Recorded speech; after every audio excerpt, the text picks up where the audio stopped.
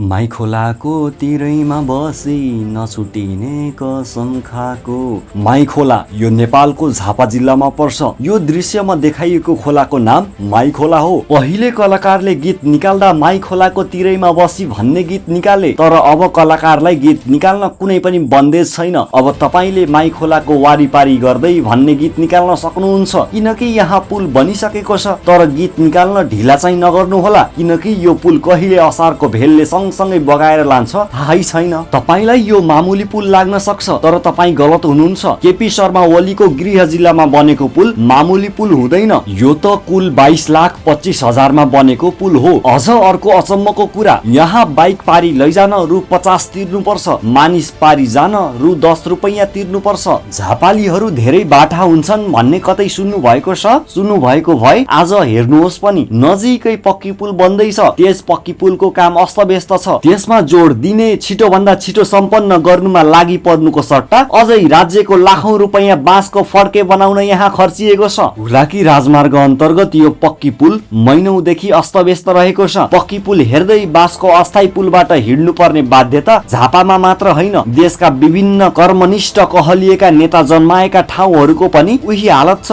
देश खोक्रो पार्ने, राज्यको ढुकुटी दोहन गर्ने, देश खोक्रो पार्ने, राज्यको ढुकुटी दोहन गर्ने नेता मात्र नभई कर्मचारी पनि पहिलो नम्बरमा छन्। नमस्कार, आजको लागि यति नै। हेर्छौं अर्को भिडियोमा।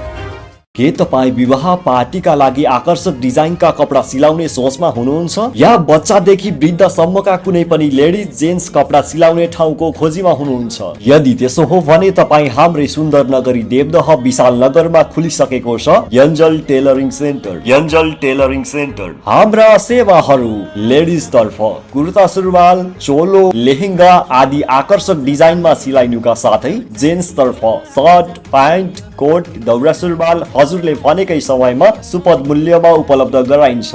Proprietor Ashok and Anita Pariyar. सम्पर्क number 9814835043। Angel tailoring centre, Devdaha 8 Vishal Nagar, ज्ञानज्योति माविको पश्चिम तर्फ। अनि सुन्नुहोस् त, चाडपर्वको अवसरमा विशेष छुट दिइनेछ।